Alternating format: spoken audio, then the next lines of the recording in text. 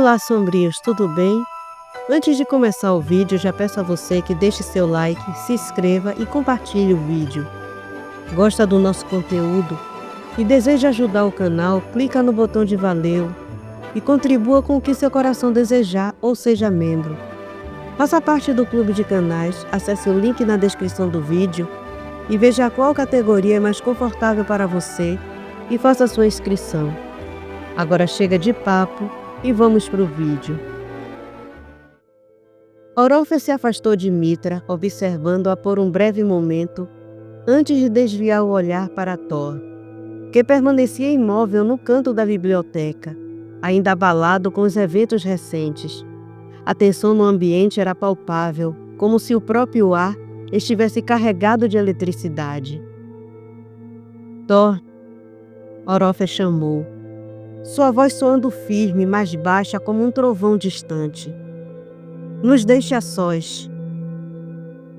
Thor hesitou por um instante, seus olhos alternando entre Mitra e Orofe.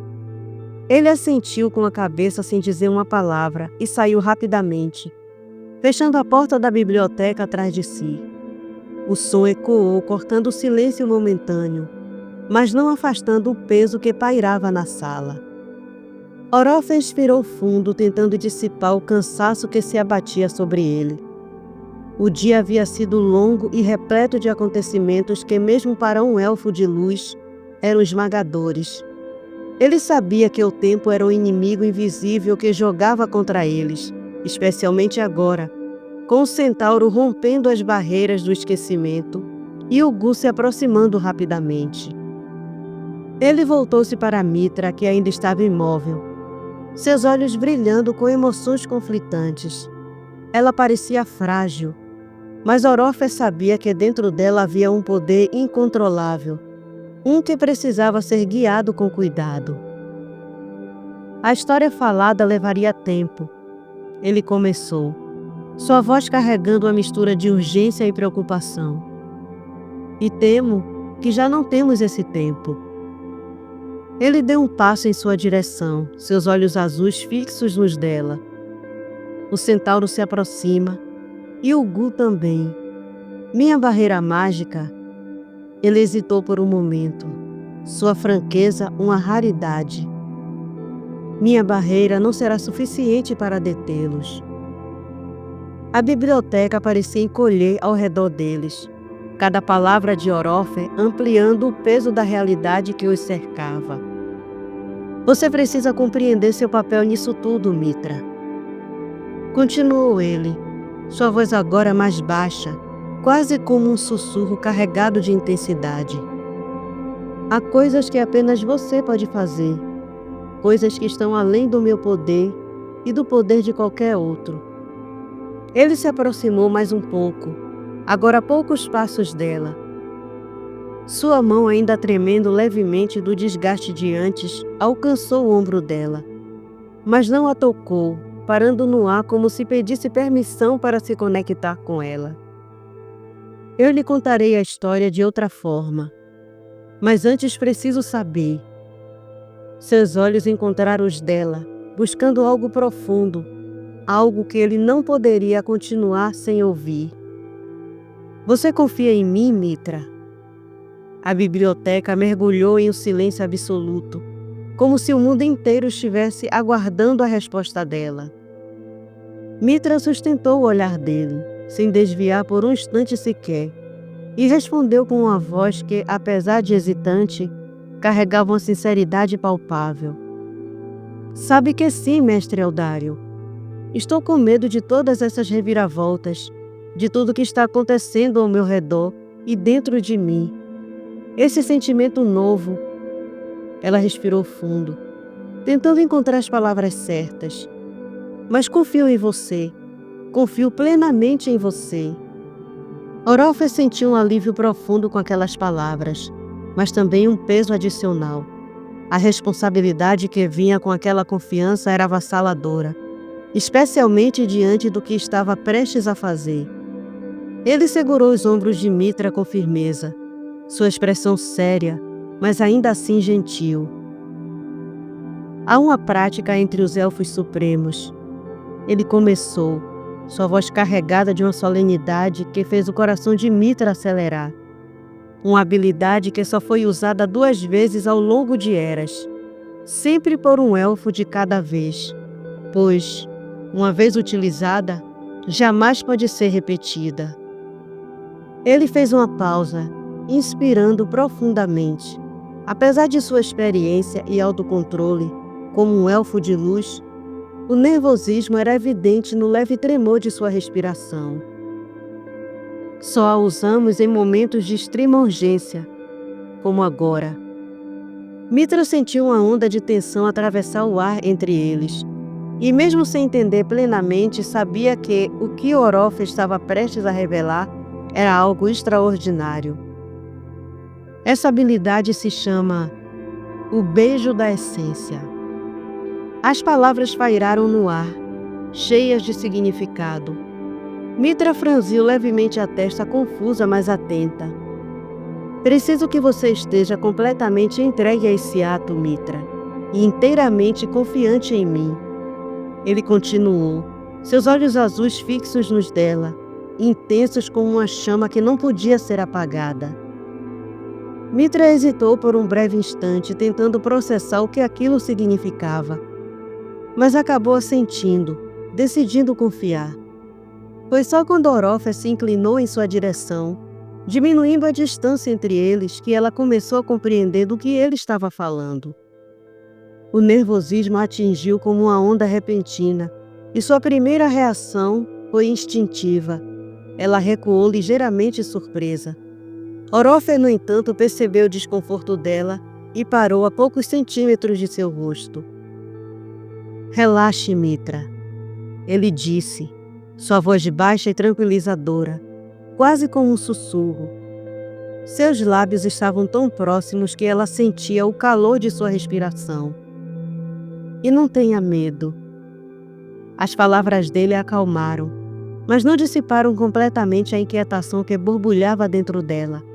Ainda assim, Mitra respirou fundo, tentando relaxar, enquanto Orof aguardava, paciente mas resoluto. Aquele momento parecia congelar o tempo, e a tensão no ar era quase palpável.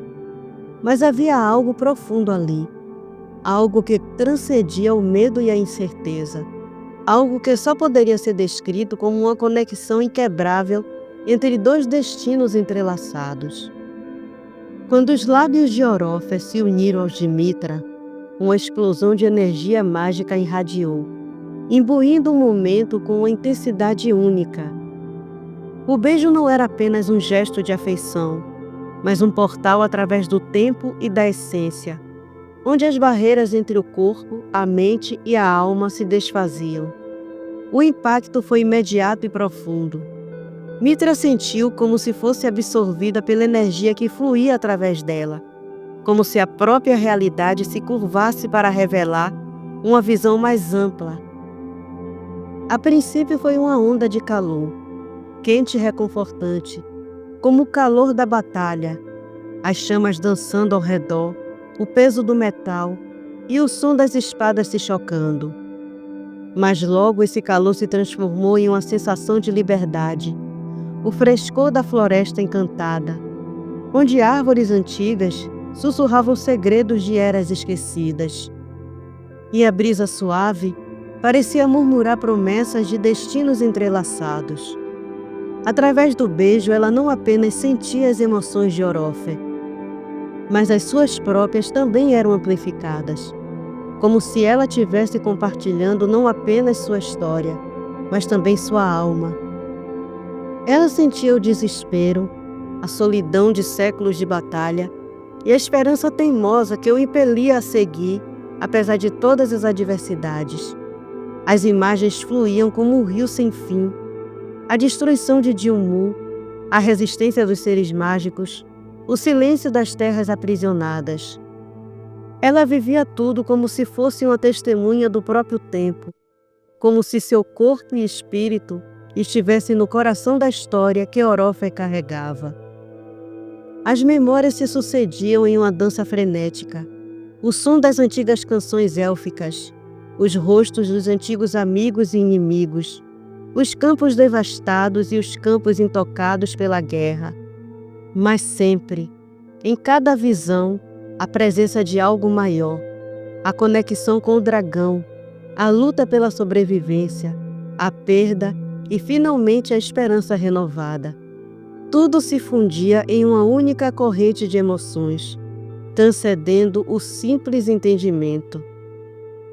O beijo se aprofundava e as fronteiras entre suas almas se desfaziam. Mitra sentia a dor das perdas que ele carregava, mas também o poder de sua força interior, a sabedoria que ele adquirira ao longo das eras. Sentia as dificuldades de sua jornada, o peso das escolhas feitas e o propósito que o guiava, algo inquebrantável, que transcendia até mesmo o tempo. Ela começou a entender, no fundo de sua essência, que o que ele lhe oferecia não era apenas o poder ou conhecimento, mas uma ligação imortal, um compromisso que envolvia mais do que simplesmente a batalha contra o Gu ou Centauro Branco. Era a defesa de algo muito maior, a proteção do equilíbrio, da liberdade e da verdadeira magia que ainda restava no mundo. Mitra, com o beijo que compartilhava com Orofe, sentiu-se transportada como se sua alma estivesse mergulhada nas memórias do passado, revivendo cada detalhe com uma clareza impressionante. O poder mágico entrelaçado com aquele beijo fazia as imagens surgirem vívidas, como se estivessem diante de seus próprios olhos. Ela viu Cassim, o imponente centauro, na penumbra de uma noite silenciosa em seu reino, tomando a difícil decisão de buscar ajuda. O som de seus cascos batendo firmemente no solo de sua terra natal era uma batida forte e implacável, o reflexo de sua determinação. Seus olhos estavam fixos em um destino incerto, mas ele sabia que não havia outra escolha se quisesse manter contato com Ailin, a princesa de Iaru, cuja rejeição do rei e do seu povo o tinham ferido profundamente. Cassim, com a força que era característica de sua raça, procurou por Aldrin, o pequeno Corrigan, uma criatura astuta e de grande poder. O Corrigan era um ser pequeno, que se movia furtivamente entre o mundo dos homens e das criaturas mágicas, passando despercebido pelos olhos atentos dos guardas e pelos pesos das paredes que cercavam os castelos e fortalezas. Aldrin não era só um mestre da invisibilidade, mas também possuía poderes mágicos que permitiam criar ilusões e distorcer a percepção do mundo ao seu redor e abrir passagens por onde os mais destemidos nunca ousariam caminhar. Ao encontrá-lo, Cassim fez seu pedido com uma urgência crescente. Ele precisava de um vínculo, uma maneira de se comunicar secretamente com Ailin. Algo que fosse invisível aos olhos de todos, exceto dos dois amantes. Aldrin, ciente da gravidade da situação e da lealdade do centauro, aceitou sem hesitação. Ele se tornaria o elo entre Cassim e o Ailin, o guardião das mensagens proibidas que os uniriam em segredo. O beijo então transportava Mitra para os momentos mais furtivos da comunicação entre o centauro e a princesa. Ela sentiu a tensão e a paixão nas trocas de olhares, através de papéis e presentes discretos que Aldrin levava para Ailin, cada um deles carregando a esperança de um amor impossível. Mitra sentia a intensidade crescente entre os dois, o desejo de estarem juntos se tornando um fogo incontrolável, mesmo diante de todos os obstáculos que o destino colocava em seus caminhos. Com o tempo, a separação se tornava insuportável para ambos, e a fuga se tornava inevitável. Mitra, em sua viagem através das memórias de Cassim e Ailin, vivenciava o plano ousado que eles arquitetaram. Em uma noite sem lua, quando as sombras eram mais profundas e o castelo parecia dormir, Aldrin, o pequeno mago, agia com destreza e precisão, criando feitiços de distração, tecendo ilusões no ar e transformando a noite em uma cortina de escuridão e segurança. Ele guiava o Ailin através dos corredores do castelo, passando pelos guardas adormecidos e pelas portas fechadas com a facilidade de quem conhece cada canto do lugar. Do lado de fora, Cassim aguardava pacientemente, seu coração acelerado com a expectativa. Mitra sentia a ansiedade e a alegria que tomavam conta dele ao ver o Ailin sair dos portões do castelo, seu espírito se iluminando com a visão de seu amado. O beijo ainda pulsava em sua mente, como se a fuga fosse uma representação do próprio desejo deles de se libertarem das amarras que os prendiam.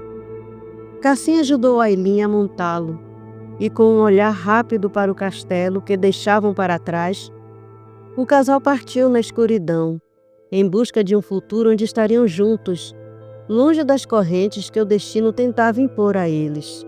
A emoção de liberdade pairava no ar, e à medida que o beijo de Orofe se aprofundava, Mitra entendia como nunca antes a conexão entre os seres e o quanto os sentimentos, as decisões e os destinos se entrelaçam. Ela sentia a luta e o amor e a esperança de Cassim e o Ailin como se fosse sua própria jornada, compreendendo a profundidade do que significava lutar por um amor proibido e pela liberdade em meio a uma guerra iminente. Quando o rei Olaus soube da ausência de sua filha, sua fúria não conheceu limites. O palácio, que normalmente ecoava com os sons de sua majestade, agora estava mergulhado em um silêncio pesado. E Olaus se apressou para o quarto de Ailin, rasgando cortinas e desarrumando móveis, enquanto buscava qualquer pista que o levasse a entender o destino da princesa.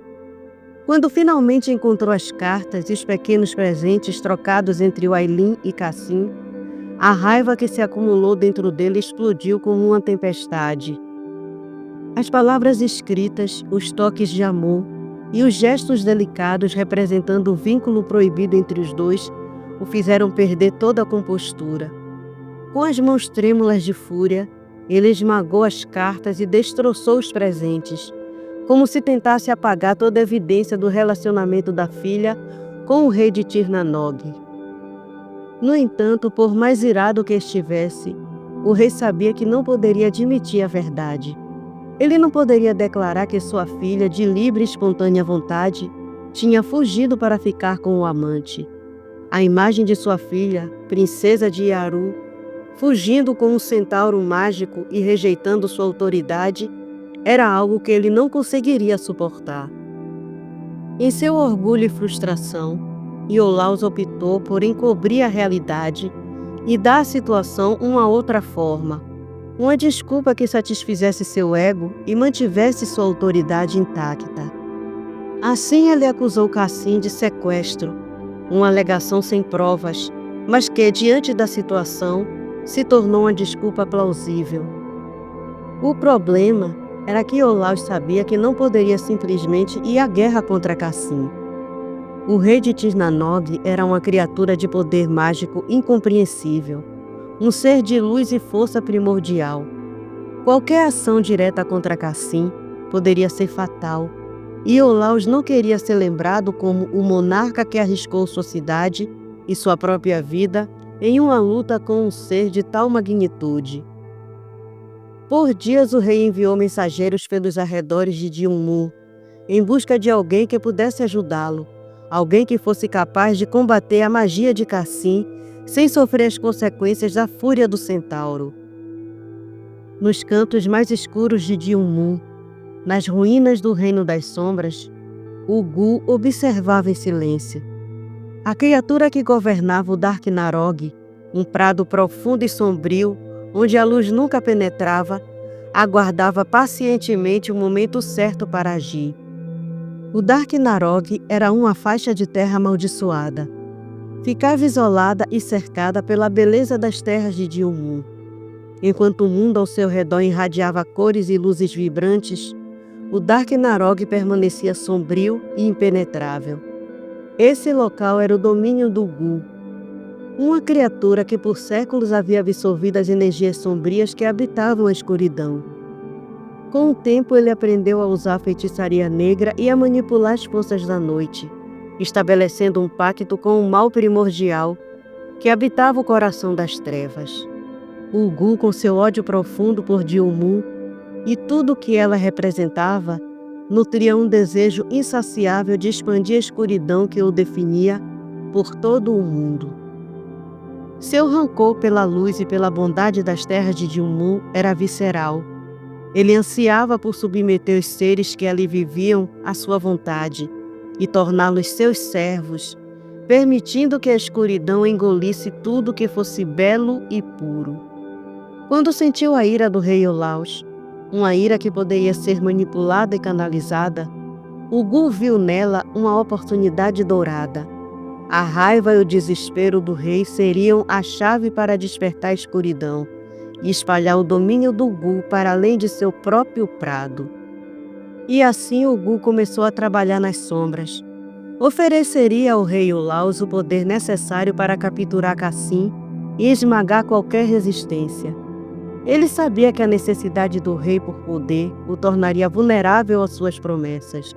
E assim, com astúcia e paciência, Ulgu começou a tecer sua teia.